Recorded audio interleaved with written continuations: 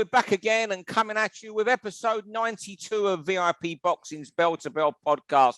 As I always ask you, if you're watching on YouTube, leave us a review, like us, subscribe to VIP Boxing, please, please, please.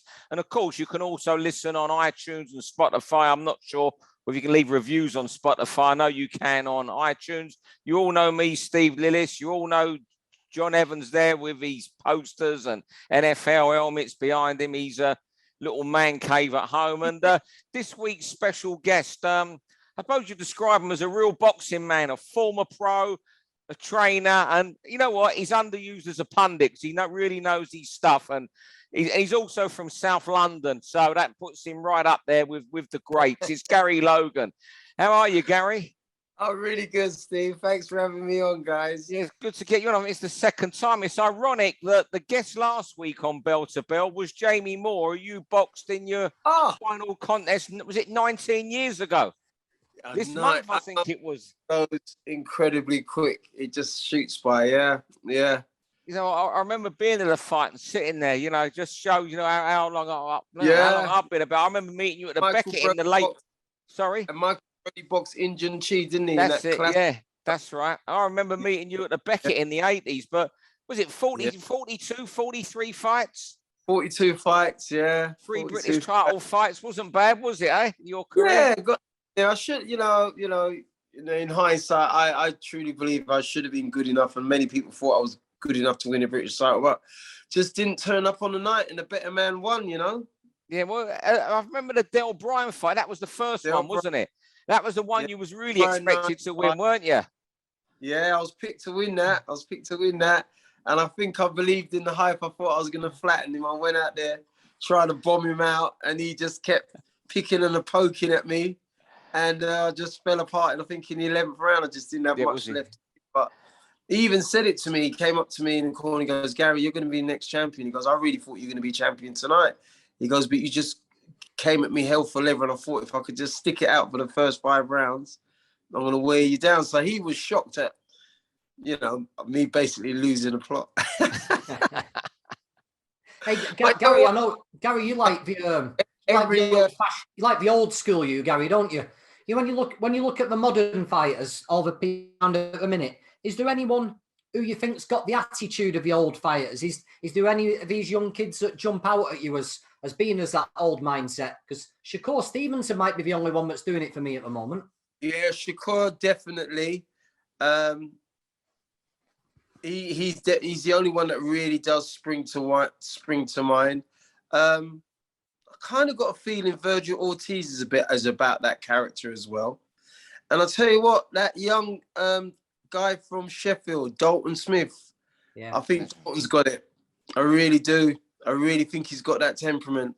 He's just, he wants it. And we had him on the Toe to Toe podcast last week. And what really blew my mind is that he was all about winning in English, winning the British, defending his British and keeping it, winning European. If Dalton could do it his way, that's the way he would want to do it. And so many other kids, they just want to circumnavigate, and their managers want them to circumnavigate. And hopefully Dalton keeps that mindset, because it was really, really, it was lovely to see.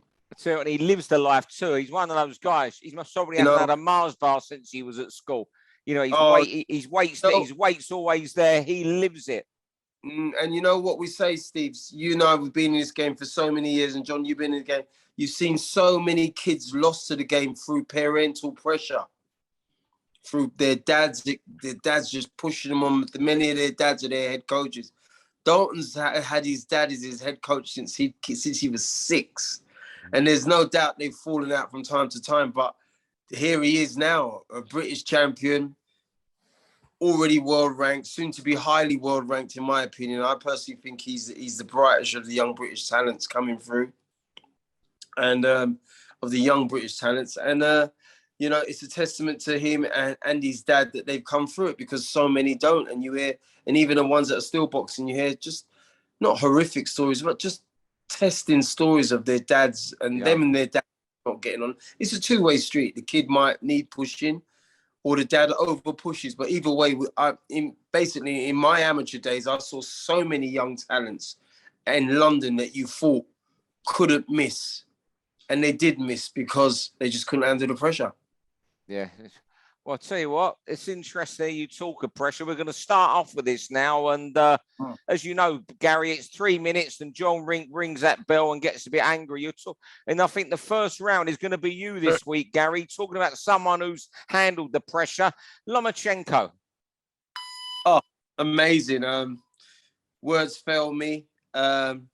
He's been a sensation with the exception of the Salido defeat. He's been an amazing exception, and now he's a lightweight exception because, you know, even as we saw the other night against Jermaine Ortiz, who boxed really, really well, he's in the land of the giants. This guy is beating guys who are highly world ranked, Commey, Nakatini, and now Jermaine Ortiz, and they're all, you know, especially Nakatini and Commey. Commey's an ex-world champion. Nakatini's a perennial gatekeeper, and he's beating them handily. You know, and people might say, oh, you know, Lomachenko ain't what he once was. Of course he's not what he once was, you know. He's over 430 odd fights now. And he's in his mid-30s and he's had a bit of time out. But nonetheless, he shows what the greats can do. He just digs in when he needs to. He's always wanted to return with Ortiz, never got it. And he's just making sure he's not circumnavigating his way to the lightweight title, mate. He's beating the best out there. And they're bigger than him. These guys are weighing in at super welterweight by the time they get in the ring, you know. And he ain't nowhere near welterweight by the time he gets in the ring. So it just shows you the level of his ability and the fact that he's still a mainstay in that division. All the other guys, they try to leave his name out their mouths, with the exception probably of Devin Haney. All the rest of them, they leave his name out their mouths. They want to circumnavigate him, you know, and he's just not letting them do it. Yeah. And the other thing about him, Gary, is he could have had an entirely different career and possibly still be undefeated if he fought at his natural weight, super featherweight. Yeah. He's actually chased greatness. He's chased these guys. And now they've just seen him maybe just go over a little bit, and he's had time out with the war and all things like that. People are starting to talk about him a little bit more. But wasn't it alarming when you saw how big Haney was stood next to him at weekend? Oh, it was scary. It was scary, but Luke Campbell was that size above him. Yeah. You know? Nakatini was, Commey was. They're all bigger guys, and he just brings them down to his side. You know, it reminds me of, you know, the Star Wars movies, the second generation Star Wars movie when Yoda's young and he's just whizzing around these guys. They just can't handle his speed. And that's what reminds me of. He's like a little Yoda. He's just like whizzing around them. And he's still mesmerizing. It really is. Yeah, you know what amazed me at the other? I was looking this today. I knew you were going to talk about. He's had a 10-month layoff after this fight. The only time in his entire career, most probably since he was a baby, who studied his first fight, he had a year off after the Campbell fight. And that was obviously because he was waiting for Lopez or one of the other marquee fights. Obviously, the Lopez came along. I think that's incredible. The layoffs he's had throughout his life have been relatively small. When you think someone like Gary Russell, how long he's out for, or fighters that always fight once. Oh, well, John shut me up. And I'll tell you what, round two, it's someone I know John has been with since day one, and he's going to talk about now. Funnily enough, Gary, talking about people dealing with relatives and the pressure getting to him. Zelfa Barrett's been with Pat since he was a young teenager. Yeah. And that I imagine that has been a real trial by fire at times for Zelfa, but he's got through it. And been with Zelfa since he ring walked for his debut. And now on Saturday night, we get to see him fight for the super featherweight world title. If you look at the matchup on paper, guys fighting aggressive southpaw, heavy puncher. If you look at the people Zelfa struggled with, and Ronnie Clark in particular, aggressive southpaws who can punch a little bit. So style-wise, it might not be the best style for Zelfa. But from speaking to him and speaking to his uncle, there's no injuries, the weight's good, they're prepared properly. He's not been out the gym, he's had good sparring. There's no excuses for saying, this is the time. If he's good enough, this is when he'll do it. So I'm biased on this one. Fingers crossed Zelfa can do it. I would like to see him get on the front foot a little bit more and be a bit more of a predator like he used to be in the past, rather than trying to just stay on the outside for 12 rounds. But yeah, I'll be watching through my fingers on Saturday night and fingers crossed for Pat and Zelfa. Yeah, I think it's a big ask for him against Rakhimov, not because it's short notice at all. As you say, John, he's always in the gym. He's like we were saying, like Dalton Smith earlier. You know, just doesn't eat, just lives the life. Isn't short. My worry is always the weight with him. I think he should have been a lightweight a long time ago. That's just my opinion. I know Pat always talks me down when I've suggested that. What's your take on it, Gary, against Rakhimov? Yeah, I mean, Rakhimov is tough. He's a tough opponent, especially at short notice. He presents all the problems. He presents the style, as we said earlier, that has present historically problems for Zelfa. So he's got it all to do, you know, technically on the back foot. That's what he does well now.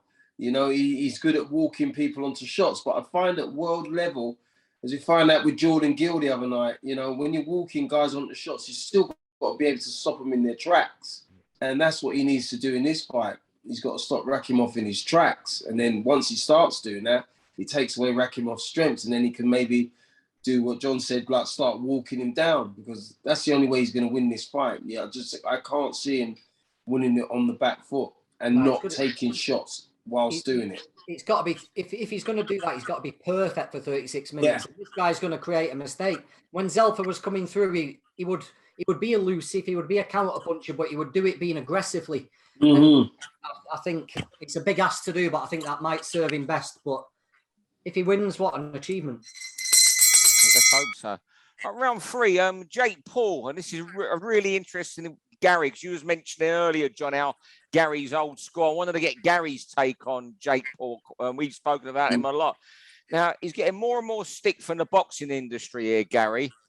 Do you think it's jealousy of all the money he's earning, or do you think it's because these guys who have paid their dues are getting nowhere near what he's getting, and they've sweated their butt off to get nowhere in boxing? I mean, you know, I'm on the fence. I'm actually on the latter one there.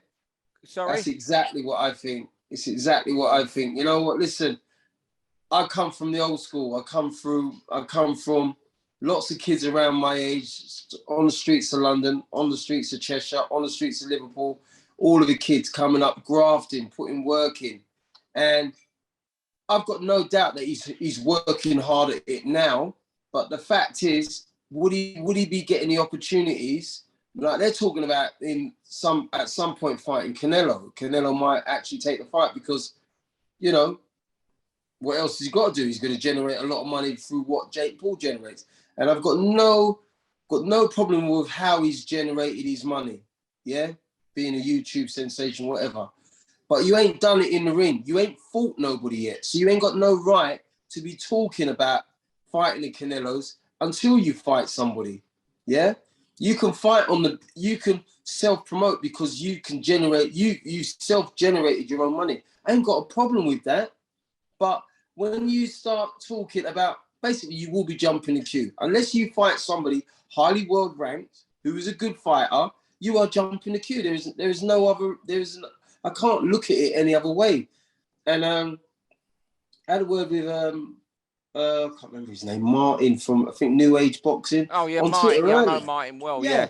You know, we had a really good discussion about it, and I still come down on the side of the fact that if I'm a kid who's grafted all those years, tried to make the Olympics or whatever, not made it, turned pro. Don't know. I haven't got a clue about it. Everybody says like, oh yeah, well, you should get on the YouTube wagon. You should start posting stuff. It's not that easy. You don't just post stuff and then millions start following you straight away. Do you know what I mean? Jake Paul did well. He's a YouTube sensation for whatever reason, but it's not boxing. Yeah. But what it has done financially has allowed him to just basically self-promote, do the biggest and best shows, fight whatever opponent he wants. And you're right, he's at the start of his career. He's fought 6 opponents that probably Mickey Duff would have matched me with. But after 6 fights, I ain't talking about fighting Lloyd Hunnigan, am I? Do you know what I mean? So there's levels to this shit. This is what really gets my goat. There's levels to it. How dare he? You listen. The only reason why People talk about fighting Canelo and Tyson Fury is because they are world names. Yeah, they are money generating names. That's why they talk about fighting them. Yeah. And that's where it is. That's where I'm at. I tell you what, that's the best rant we've had since John's rant against. John did a rant against the lightweights about 8 months ago. That's up there with that. That's the joint top of the rants we've had on this podcast so far. Round 4, it's over to you again, Gary. And you want to someone we spoke about last week, Kiko Martinez. Oh my gosh! You know what? I was just out for a coffee with Adam Booth last week, and he said Kiko had been over sparring Michael Conor recently. Really? You know, and they both went at it. And Adam just said, Gary, the guy's just unreal. He just keeps coming back every day, fresh as a daisy, takes his licks, keeps on coming. And that's the thing with Kiko. He's deceptively clever, but over a long career. I mean, how long was the Frampton fight? Yeah, well, these are wars. How is this man still having them kind of wars and still looking as fresh as ever now? It's unbelievable. And it's just a wonderful story. I think, when we talk about, he hasn't even got, Kiko, in my opinion, hasn't got to be a long reigning world champion to have been an outstanding fighter. He's an outstanding fighter. He goes to other people's territories. He takes their titles, he knocks them down, he slays them. And Jordan Gill victory the other night just epitomized it. He is something else. Go on, Jogs. I spoke enough about him last week. And yeah, we love him, don't we? He'd be on our Mount Rushmore of favourite fighters, wouldn't he, Kiko? Yeah, he's a wonderful story, isn't he? He is. But like you said, Gary, people think of him as Route 1 and you can put Kiko on his heels. He wouldn't be doing to these people if he was Route 1. He's clever with it. He can punch as well. He's still got that power. Broke Josh Warrington's jaw, didn't he? Busted. My mate said Jordan Gill looked like he'd just come out of the rubble at the 9/11 after about 3 rounds. He was covered in everything, blood and everything, wasn't he? Just a phenomenal fight. And if you give him an inch, he will take a mile. Yeah. If you give him any kind of momentum to roll into, Kiko's going to roll into it and then roll over you. He's just a tremendous fighter, the best possible gatekeeper in the world, I think, as well. Unbelievable. Yeah. If there was a pound-for-pound gatekeeper, he is it. Yeah. You know what? What I just said last week, Gary, it was 16 years ago he won his first European title, and it was only 4 pounds lighter than what he won at the other night. He's just phenomenal. I think there's a lot of boxing. That speaks of his discipline, doesn't it? There's a lot of boxing snobbery around, as you know, Gary. And because Kiko's from Spain, not famed for its boxers, we tend to have a little snigger about it. Whereas if even an American or a Mexican, he will be up there as a name, a global name in the sport. And I think there's this snobbery in boxing, like all sports, we tend to dismiss, that Spanish guy, that a lot of people do. And I think that's really, really harsh. And the amazing thing about this Spanish guy is not like a lot of historical Spanish guys who only did it in their countries. This man's traveled. Yeah. And he's you in your country. The exception of Frampton. In your hometown as well. Not even your own country. He'll come and knock on your door, won't he, and beat you up? We're recording this on Halloween. We won't want him knocking on your door, scaring the kids in a bad mood, would you? Yeah, Kiko's back. Anyway, round 5, John, and another characters we love in boxing. Journeymen have been ripping up the script all over the place. Yeah, I started thinking about this about 3 or 4 weeks ago at a small hall show. And I was talking to Lee Connolly and a good fighter, actually, called Carl Sampson before the night. And they turned up and they said, right, yeah, we're going for it tonight. We're going to beat these guys. One of them did. And Lee Connolly, I think he just about got pipped, but he gave a real fight. Then at weekend, Connolly got another draw. Phil Williams got a win. And I watched an interview with Jordan Granham, who can really fight. He was an amateur champion, wasn't he? Yeah. And he said there's too many white collar fighters now who can't fight. And I think he said we feel disrespected. These people are turning over, expecting to turn over us guys who can actually box. It's disrespectful, and we're going to start turning them over. And if you just look over the results of the last 3 or 4 weeks, things have started changing. There's a lot more undefeated prospects, we'll call them, getting beaten by guys like Jordan and Carl Sampson and stuff. And I'm all for it. It sorts the wheat from the chaff. It shows the people who've got it against the people who haven't got it. The people who are willing to take more of it. Let's let these journeymen keep taking these O's. And also, John, I agree with Jordan about some of the white-collar guys not being good enough who are 10, 11 and 0. But also, you're having these walk-around jobs where you're just meant to show the guy a bit for 4 rounds and lose on points. Some of these guys they're beating, you're not good enough to have walk-arounds with. You have to throw punches and you win when they're almost trying to do their job. What do you make of the journeyman of the current era? I think it's a wonderful story, but I think it's something that was always going to happen with the pandemic. The pandemic sifted out the weak from the strong. A lot of kids who were up and coming kids just couldn't hack it. If you were on a small hall scene, you packed it in. The white collar boys, they've gone over, sell a lot of tickets, get carried away. The management get carried away themselves, but all of a sudden there isn't the opponent level where you can build them up. So you've got these sneaky little journeymen who've been learning how to fight.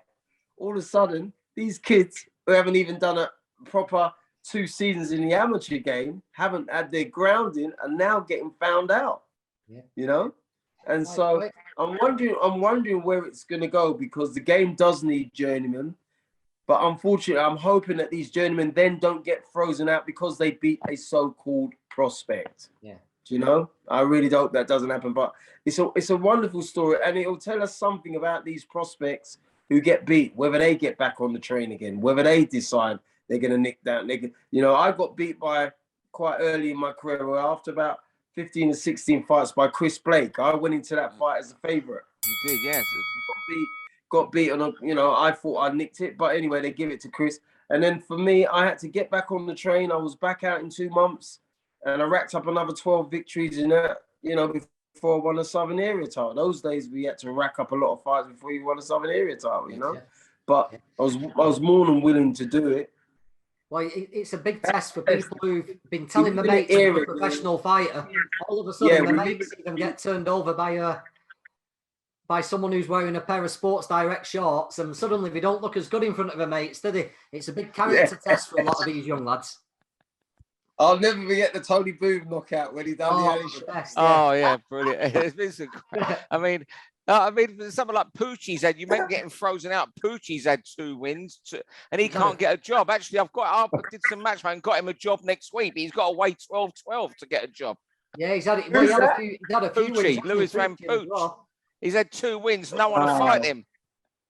Wow, unbelievable. I was talking to a fighter called Carl Sampson, and a guy introduced me. He said, this guy can fight. He lost his first 10 or 11, but then he just decided, right, I'm fit now, I'll start beating these. And he'd done 3 undefeated prospects in 3 weeks. He hasn't fought since. He's not fought since, no. So they do get frozen out. Are we over time on that one, John? Well, that was a good, even John got carried away, forgot his bell. He won't sleep tonight. All right, final 3 minutes. Nigel Benn giving up his license. Conor Benn. Sorry, apologies to Nigel. Nigel ripped up his license as well. Conor Benn handing in his license last week. Just wanted to get your take on that. I'm wondering, has he done it? So, look, he's entitled to a hearing. I do think that. Has he done that to avoid any sanctions from the board? What do you think he's thinking was behind that, Gary? From a management perspective, I think it can be the only reason. He can't be. He wasn't disgusted with, and I know Conor, and I just wish this whole situation wasn't happening, but it is happening, and. Your A samples failed. Still got to find out what's happened to the B samples. Does anybody know about that? I mean, what's going on there?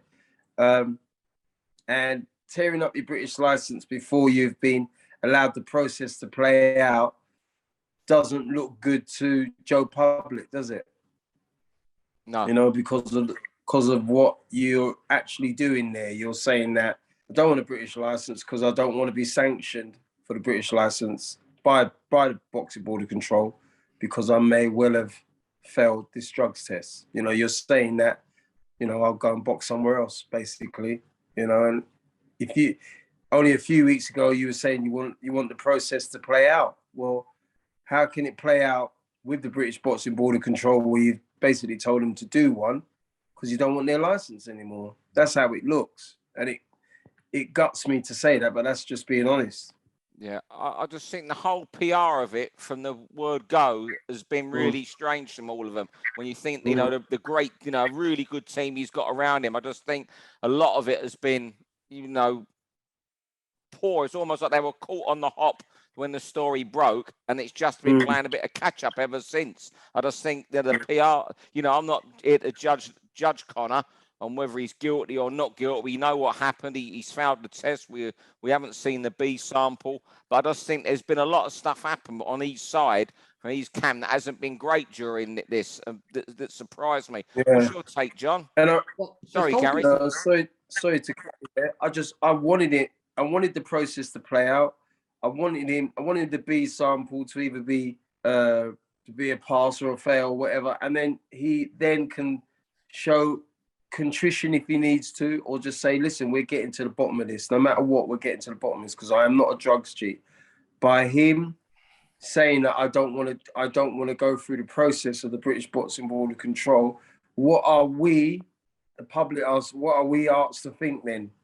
And that's very sad because I've got a lot of time for Conor and his dad. We go back years, and I just wish that I wish he'd been better advised on this.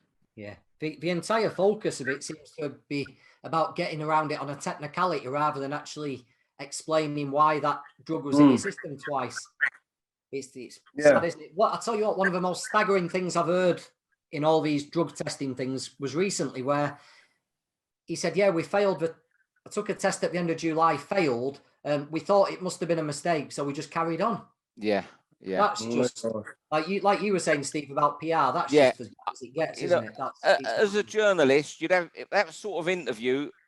I've had the odd interview before where they would insist on someone sitting in, with them. Yeah. And if someone was sitting in there, how they've let that go by, a lawyer or whatever, it is a surprise to me. Yeah. Because when them quotes come out on, was it Friday or Saturday? They were, some of the quotes in that were. Well, I was just surprised they got through. They must have had some sort of say on the copy. Yeah. That's all I'm guessing that went in. Very, very strange. No, that's it. It is indeed. Yeah. All right then, fellas. Well, that's it for this week. You've been a great guest, Gary. Your Jake Paul chat was great. Everything else was great. You spoke from the heart on Conor Benn. You still love boxing all these years on, even though I know you're not as old as me, but your love for boxing still there. You couldn't do without it. And John Evans, he couldn't do without it, even if he's having to chase boxers for interviews all the time and he's getting a bit frustrated with a few fighters, but once they start talking to him, he'll be in love with them again, I'm sure, John. Is that a Chicago Bears? Yeah, that's Chicago Bears. I'm an Eagles fan myself. I know you are. I know you're an Eagles fan. God, Are they going to what's it? Are they going to push the Dolphins' unbeaten season? No, I don't think so. I think we're gonna. This season is a better season than we could have ever hoped for. But now they're pushing all their chips in. They're getting all these. Got this trade for this guy Robert Quinn, who's a game changer. So it sounds like they're pushing their chips in. They want it all, So I guess that's what you got to do. Yeah, they took Quinn off the Bears, didn't they? Yeah. Yeah. So it's exciting times for us. Yeah, I love it. Oh well, we're still the VIP boxing bell to bell. We're not. If we have Gary and John on again, we'll become VIP's touchdown podcast anyway. Yeah. Get Mick Conlon as well and Ryan Walsh. Oh no, I'm not. Ryan Walsh. I didn't know Mick Conlon was. I knew Ryan Walsh was, but I think Mick is. Yeah. Anyway, fellas, well, thanks very much for coming on, Gary. You've been a great guest, guys. Thanks everyone for listening, and we'll see you all next week. Thank you. For all boxing info, news and latest interviews, amateur and pro, across the north, click and subscribe. VIP Boxing Promotions. Also, Twitter, Instagram and Facebook.